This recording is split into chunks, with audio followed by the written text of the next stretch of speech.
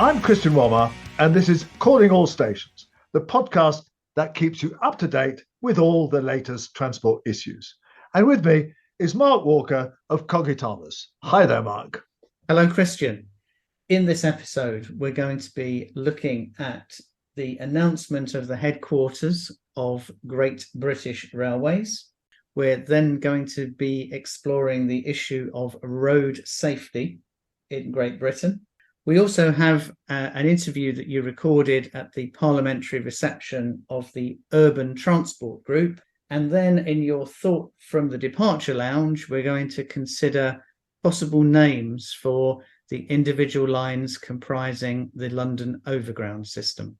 Right, well, let's start on Great British Railways. And so we've had this amazing announcement that after a competition launched by Grant Shapps, the predecessor but two of the current incumbent, the Transport Secretary, Mark Harper, that the headquarters of this organisation is going to be in Derby. So it beat off York and Doncaster and Crewe and a couple of other places. Apparently quite narrowly, Doncaster came second, I'm told by inside sources. But the trouble is, Mark Harper gave this announcement in a written statement in Parliament. And one would expect that, given that this is the launch of an organisation that is going to sort of run Britain's railways, or is it, one would have expected some detail. You know, what does this mean? How big is this office going to be? What are its powers going to be? But in talking to people in the industry, they have no particular kind of idea of what this means. Some people say that this is just going to be a PO box with, half a dozen people and a security guard. Or some people say, well, no, it's going to be a major organization. Have you got any thoughts, Mark? Because, certainly there's a paucity of ideas on Mark Harper's statement here.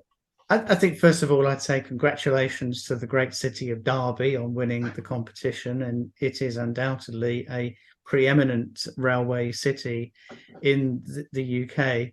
But when it comes to GBR, I'm probably as mystified as everybody else.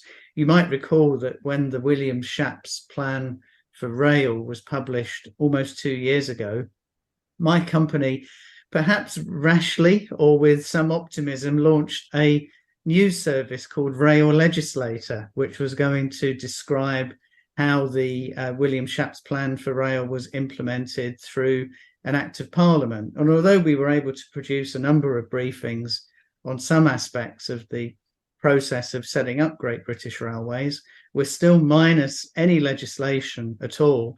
And as you rightly say, the government didn't take the opportunity with the announcement of the headquarters on earlier this week to give any real clarity on the legislative programme and the destination for reform, just the destination for the putative headquarters.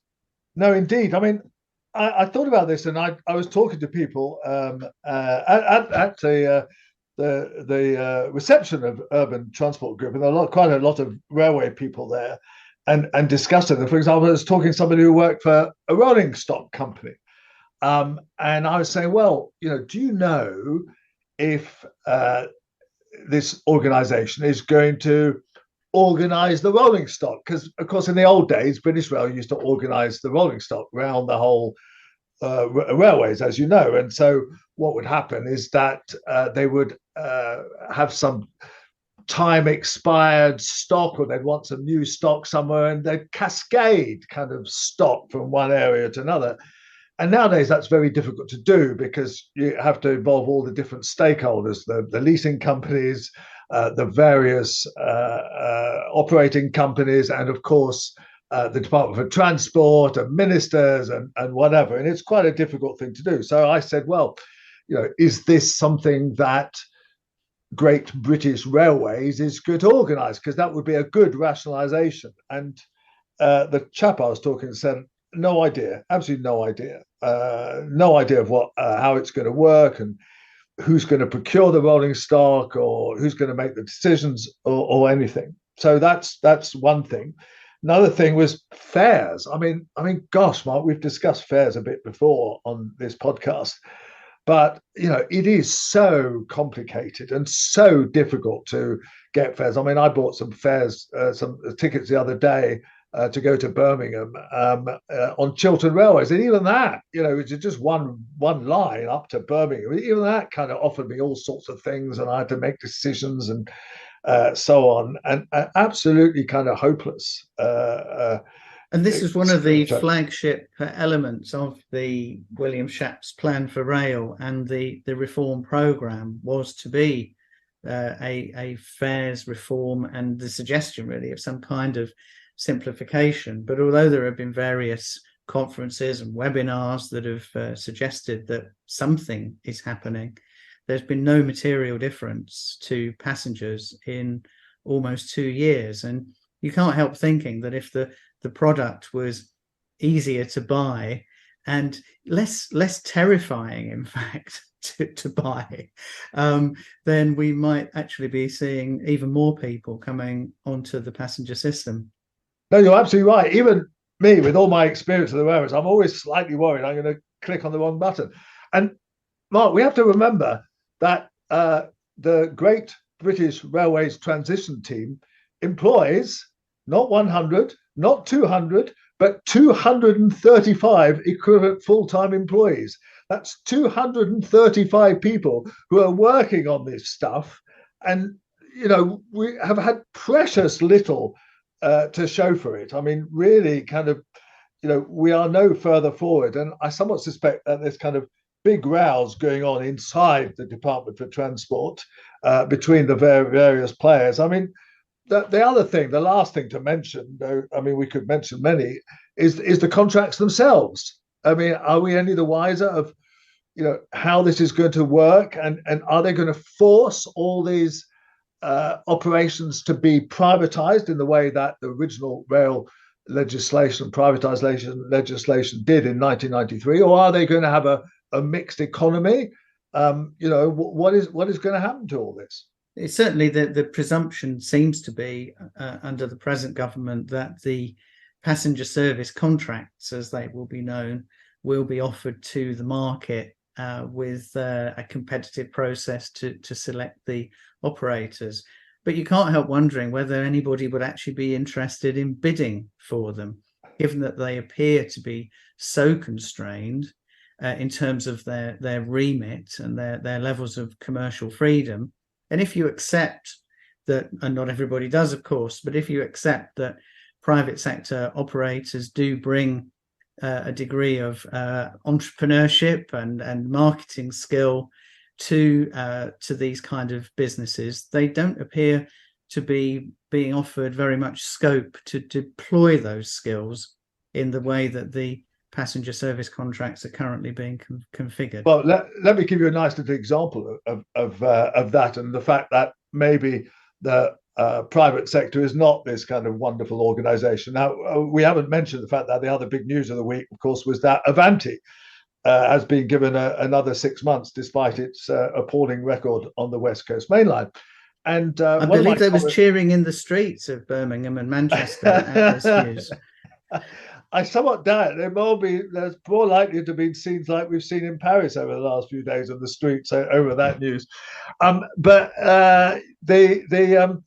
one of my correspondents, and I do get a wonderful lot of people who email me all sorts of kind of gossip about the rail industry, which helps enormously, pointed out that he was trying to get tickets on both the East Coast and the West Coast Main Line. Now that the rail strikes have been abandoned, within about 8 or 10 hours of the end of the strike, East Coast had its tickets up available for what were previously the strike days, whereas Avanti took at least 48 and even longer on some services to manage to put their tickets back up for sale. And similarly, on LNER, the East Coast, which is publicly run, I should be pointed out, on LNER, you can book tickets right up to the end of September, whereas on Avanti, you can only buy tickets till June, sometime in June. So again, this idea, and of course, regular listeners will know that. But my feeling about that the private sector is always better. I'm being very sceptical about that all the way through.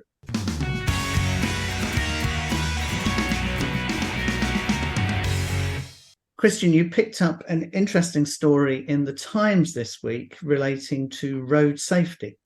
Yes, I mean, it's a rather odd piece, which is headlined, "More Troops Killed at Wheel Than War."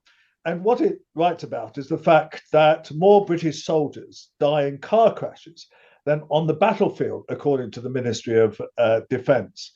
And that's because there are an awful lot of car crashes involving army personnel. In fact, there's no fewer than 3,800 in the past year.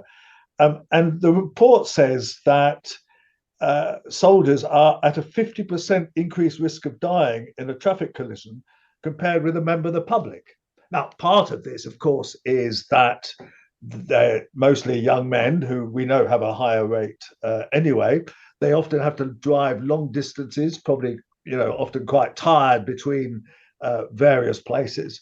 But I think it does highlight the way that we still take this stuff for granted. The road traffic casualties have not improved really much in the past decade. So I was very pleased that I managed to do an interview on this when I was in Parliament the other day with David Davies. I'm with David Davies, who's been running PACTS, and I'm sure he'll explain what that is, for the last 10 years, and he's just about to leave. So I thought I'd have a chat with him about what PACTS is, what he feels has achieved over the last 10 years, and what he thinks the future is. So, David, tell me about PACTS. Hello, Christian. Well, thank you ever so much. Yes, we've just managed to meet here in Parliament, and PACTS is the Parliamentary Advisory Council for Transport Safety. We're a completely independent body, even though we have Parliament in our name. And our mission is to try and reduce the toll of death and injury, particularly on the roads, where there's still something like 1,700 people killed every year in the UK. And it's just simply far too high and unacceptable. I'd like to say my 10 years at PACTS has been completely successful, but I have to say, in the words of the Department of Transport, that casualty levels have plateaued, so they're not much lower now than they were 10 years ago. So, you could say, well, how successful have we been? I think actually PACTS has made a difference, and there have been improvements, even though to some extent things have stood still. The government has at last agreed to set up a thing called the Road Safety Investigation Branch, which will put roads on the same footing as air and rail and maritime. So when there will be an independent investigation body to investigate crashes or groups of crashes, types of crashes, and I think that will be very powerful because it will make recommendations to the minister, to major organisations, and they won't simply be able to ignore them as they might do from me. I've long advocated for that. I've talked about it quite a lot. How will that actually work? Because with 1,700 deaths a year, are they going to investigate everyone? Are they going to invest other types of accidents, or how's it going to work? No, it's a very good point, and I would say, give great credit to people in the rail sector and elsewhere who helped us from their experience in rail, set up the road one, and it'll be themed investigations. So, for example, it might look at casualties, collisions involving HGVs, or involving buses, or involving people travelling in the course of work. So they might go to big, high-profile individual crashes if there's something I think they feel is novel or needs to be learning. And it will also take on the role of investigating crashes involving autonomous vehicles, so-called autonomous vehicles, which is a whole new ballgame. Which is something I've written lots about, and I'm very sceptical about. Tell me other things in the last 10 years where you think things have got better, and then we'll talk about why things haven't got even better. Okay. Well, vehicles have got a lot safer. The sort of new technology, the standards of safety standards of new vehicles is much, much higher. For the occupants?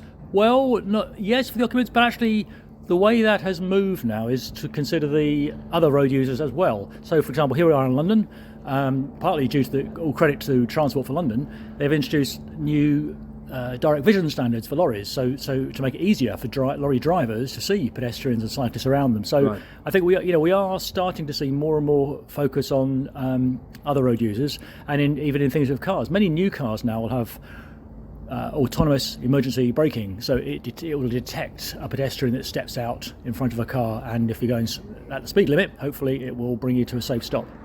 So that's some technological changes. Do you think there's also been some legislative things that the government has done, apart from the creation of this new road accident investigation branch? Yes, are there other things that the government has done?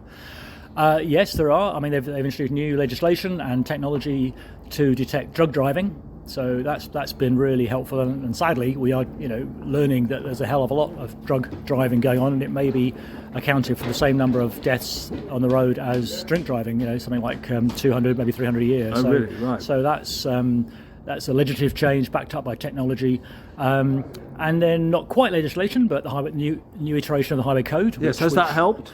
Well, it's interesting to see whether it's certainly strengthened the rights of pedestrians and cyclists. Whether it's made that much difference on the road is still a slightly moot point. Yes. Do people know about it? I would say they do. A lot of people know about it. I mean, they've talked about it. They've misinterpreted it, but it's been whereas most people don't know what's in the Highway Code. But I would say this is a change that has been talked about. And what's the beneficial aspect of that change?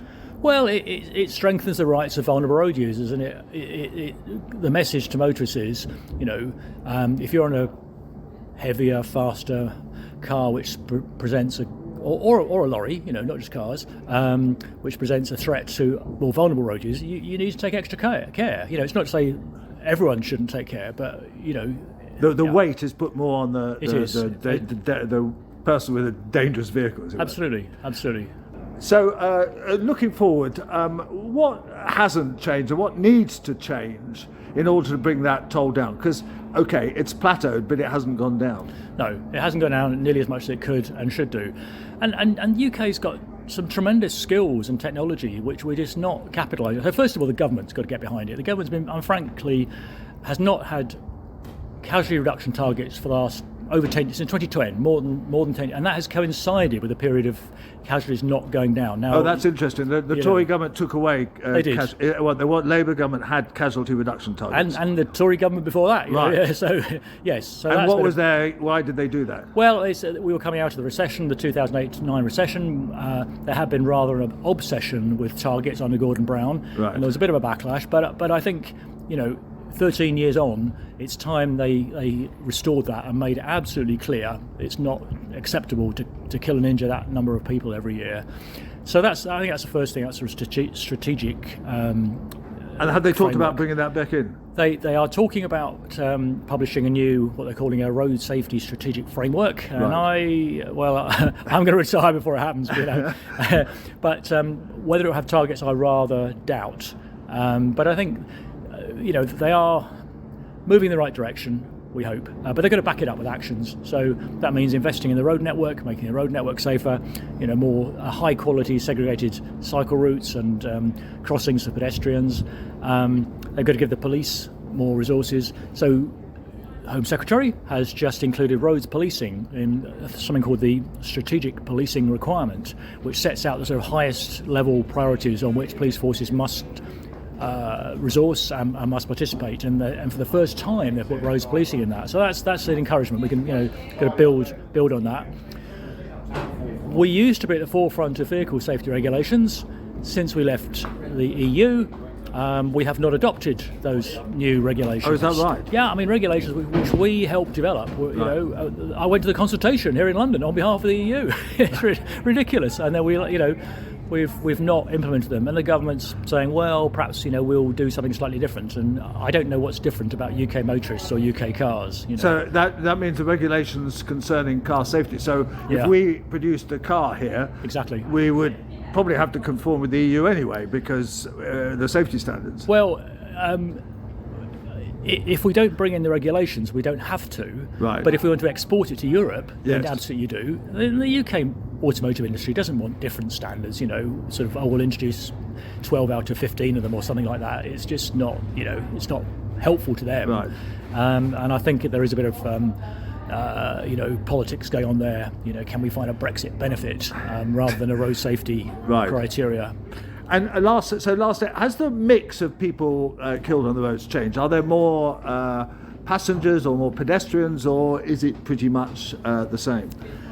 The proportions have stayed broadly the same. I'm glad to say there have, apart from 2020 when COVID was a bit of a strange year, cyclists' deaths have come down to generally just below 100, which is good. Motorcyclist deaths are still far too high, but have also come down. Pedestrian deaths, I think, have gone up and down a bit, varying. Most people die in cars. That's the reality. We sometimes think about road safety as the minority groups, the vulnerable road users, the pedestrians, but actually, most people need to realise it's in cars or in collision with cars that people die, and that's still a priority. And what's the single measure you'd want most to implement tomorrow? I think the most controversial one, and possibly the most useful one, is intelligent speed assistance. So all cars, have intelligent speed fitted, which is coming. Limit to the speed limit. This is advisory. Right. We're not at the stage of making it mandatory yet, unless people want to. Some people do, So just warn you if you're going over the speed limit, which actually some people like, because then they don't get a ticket, and they keep their license. And I think if that will help people get used to the idea of calmer, more civilized driving. So you'd have something, a voice would tell you you're going over the speed limit. That's right. Yeah. Different. Okay, brilliant idea. Yeah. Let's hope it happens. Thank you very much, David. Thanks, Christian. Great to talk thanks. to you. Cheers. That was a very interesting conversation, Christian, and you managed at the same event to move into a further very interesting conversation with Jonathan Bray, the outgoing Chief Executive of the Urban Transport Group. Yes, oddly, also with somebody who was leaving. So I took the opportunity to have a good chat with Jonathan, who's been around for even longer than David Davies and had a lot of interesting things to say. I've just been at the parliamentary reception of the Urban Transport Group, and I'm with Jonathan Bray, who's actually run the Urban Transport Group for the past 20 years and is now leaving for new pastures. And I thought I'd have a chat with him about the work of the Urban Transport Group and how he sees things have changed over the last 20 years. So, Jonathan, thank you very much for doing this. So tell me what the Urban Transport Group is and maybe how it's changed a bit over the last 20 years. Sure. So the Urban Transport Group brings together the public sector transport authorities for the largest urban areas, Transport for London, Transport for Greater Manchester, Transport for West Midlands and so on, for all those large urban areas. In terms of how things have changed over time, glass half full, glass half empty. I think if you look back 20 years, where we are now in London, you wouldn't have the levels of active travel you have now. You've also seen a big transformation in London's transport system compared to what it used to be in terms of the bus fleet, the underground, what have you, the London Overground. So there have been some positives, but still some negatives there, some challenges, particularly around long-term revenue support for public transport outside London, I would say was a big one. And, we could be seeing faster progress than we're getting on devolution of powers to the other cities as well as what's happening in London. It's interesting that you focus on London as one of the positives. Surely much of the counter argument is that the outside London, the areas have been somewhat starved of investment. Certainly a lot of people in the North and Midlands say that. Yeah, absolutely. TfL are one of our members, but I think also people in the other city regions know we need a strong capital, but also what London has done is demonstrated that it is the right way to go to invest in public transport and active travel, and that lesson has been taken elsewhere. What London's also done is gone quite far and fast on traffic restraint, and there's some bold plans ahead on that too. And I think that's another challenge for the cities outside London to look at, as well as flying the flag for public transport in their own areas. It's also got to be about looking towards some of the traffic restraint measures. But I mean, both Manchester and Edinburgh have tried that, gone down that route and not succeeded. Do you think that there might be a climate for wider either congestion charging or urban road pricing at some point in the near future?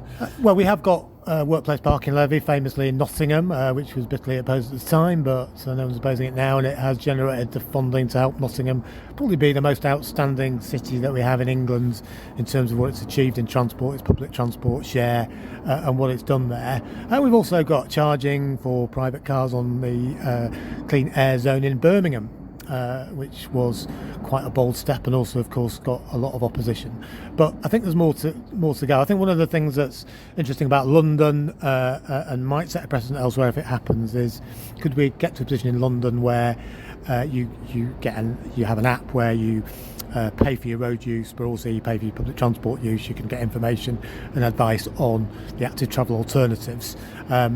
This is a kind of variation on what people call mass mobility as a service, a horrible name. I've always been slightly sceptical about that, but I think rightly so. One good thing about packing this job in is I won't have to watch any more PowerPoints about mass, I hope. Yes. However, imagine a scenario where you could do that, where you could pay for the road use you were doing in, but also you could see how that compared with making the same trip by public transport, and then you could incentivise public transport or indeed walking and cycling. But that would be done by the local authorities, surely. Yes, That's the thing about mass, it's been seen as a kind of private sector overlay on the transport system, whereas you need to do it with the public sector. Well, I think the thing about mass is that it doesn't wash its face financially. So either some big venture capital company is going to have to stand behind it, or the public sector stands behind it, because otherwise it would have happened, and it really hasn't happened too much. But what you are seeing in some German cities now is they are moving in that direction. Berlin says it does now have a mass, and there are also some interesting things in their suburban areas around mobility hubs where you can park your bike or pick up an e-scooter or pick up a rental car, which I think is something we need to be looking at here. So yeah, I think it's a horrible term. I am sceptical about it, but I think if you get it in the right context on the right basis, then you could see how that could be the way forward. What about, isn't the biggest issue for you, particularly outside London, declining bus use and the lack of money for buses? Is that not really a great concern, given that it's patched up with kind of 3-month deals at the moment? Yeah. And I think one of the things about COVID is people said don't let a crisis go to waste, but I think we kind of did, because I think the approach of national government was to patch and mend their way through until we can get back to normal. And we're still patching and mending now. In some ways, we're not unique. You can see this in other countries around the world. But that means that we've got this hand-to-mouth existence on keeping bus services going. And what happens is every time we reach a new cliff edge on funding, the next one is in end of June, the operators cut back services anyway. And we've seen some pretty disastrous deteriorations in networks. And that is a big concern, because once they've gone, it's hard to get people back. And that's what's going on, and it's kind of going in a across lots of cities. Yeah, across lots of cities, and it's kind of death by 1,000 cuts rather than pulling the sticking plaster off at one go, as we go from one short-term funding deal to the next. And again, if you look what's happening in London, I know it's not ideal, it's not perfect, but at least London does have a medium-term funding deal. The government has said, in effect, it's standing behind every bus service in London. If it's good enough for London, it should be good enough for the other big city regions too. Where does the £2 bus fare come in? Do you think that was a success and it should be maintained, or do you think it's just a crude measure? Well, I think what's been happening is that politicians, and partly because transport authorities, I think, haven't really been going to politicians with propositions about fares reductions and pros and cons of different options, partly because they're so worried about keeping the show on the road. So politicians around the world really have said, right, this is what I want to do, this is this funding. They grab at it. And you can see that everywhere. And all these different options for fares have pros and cons. If you look at the £2 fare, then the main beneficiaries are probably people in the counties and shires who make relatively long journeys, Northumberland into Newcastle, where it can be £8 or £9. If you look in our cities, £2 single, unless you're not coming home, is £4 return, which isn't a lot more than you'd be paying already. So but I do think it has social inclusion benefits. But I think there's something bigger that people want in cities outside London, which is a London-style ticketing experience. I won't say Oyster because we use bank cards and all the rest of it now, but people know that they kind of trust the system in London.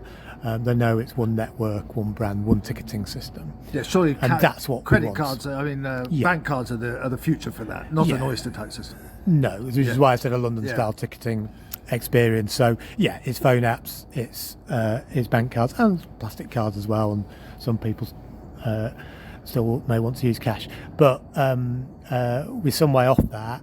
We need the system sitting behind all those different technical options that there are, but we also need the regulatory framework to do that. And I think we are making progress there. In Manchester, the first publicly controlled bus services will be rolling out in the garages in places like Wigan in September.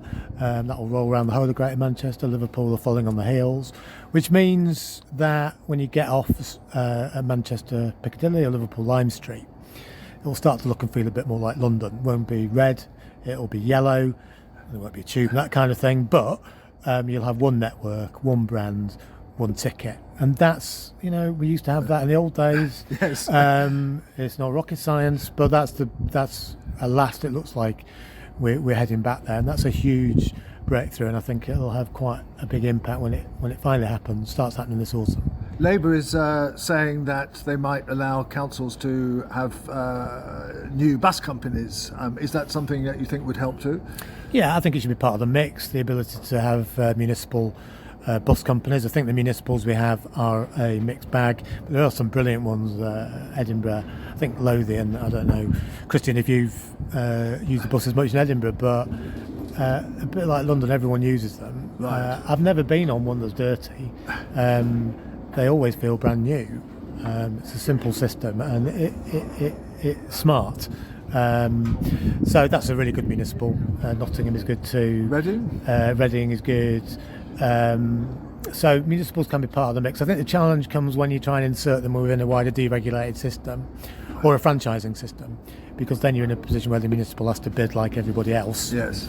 And then does it have to behave like everyone else? What happens if it doesn't win the contract? What happens if it wins the first one but not the second one? Right. To me, I think there's a case for saying, right, if that's the way you want to go, suspend the market altogether. The municipal runs it in perpetuity, which could raise questions as well. So I think I think municipals are part of the mix. I just think there probably needs to be a bit more thinking about what that actually means in practice and how to make it work best in practice, and how to get the best out of that option. Okay, well, thank you, Jonathan. And what's the future for Jonathan now? I'll be taking a break, spend a bit more time in Estonia with my partners there, famously with its free fares. But also in the autumn, I shall be coming back as a gun for hire independent consultant. So got a few plans there, a few irons in the fire. So I'll be back. Okay, enjoy Estonia. Yes, the one place where they have free buses, don't they? They certainly do. For residents in Tallinn. Yeah, they do. Yeah. Okay, thank you, Jonathan. Thanks. You. Cheers.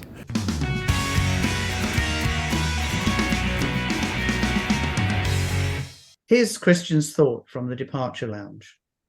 Well, I came across an interesting aspect of transport in London, actually, which is that Transport for London is spending £4 million, which is quite a pretty penny these days, £4 million, because it wants to sort out exactly what the London Overground services should be called. Now, there's half a dozen lines at the moment, all marked orange on the map, and which have run between various destinations.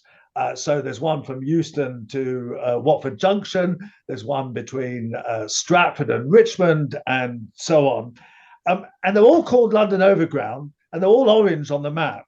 And quite rightly, and I think this is money well spent, people are rather confused. In fact, I'm even rather confused when I'm in Hackney. There's two different lines, and there's ones that go to Clapham Junction, and there's ones that go to Stratford, and so on.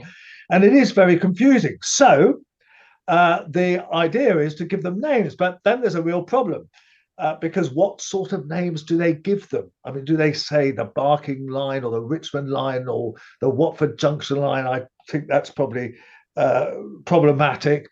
Do they sort of give them some colours, the purple line or the green line. Many metro systems around the world do that.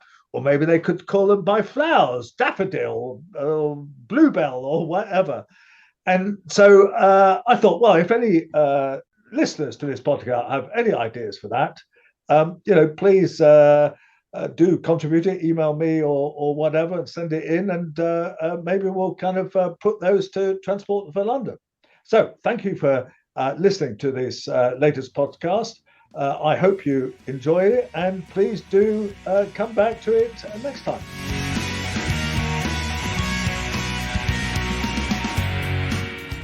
Calling All Stations with Christian Wolmar is a Cogitamus Limited production.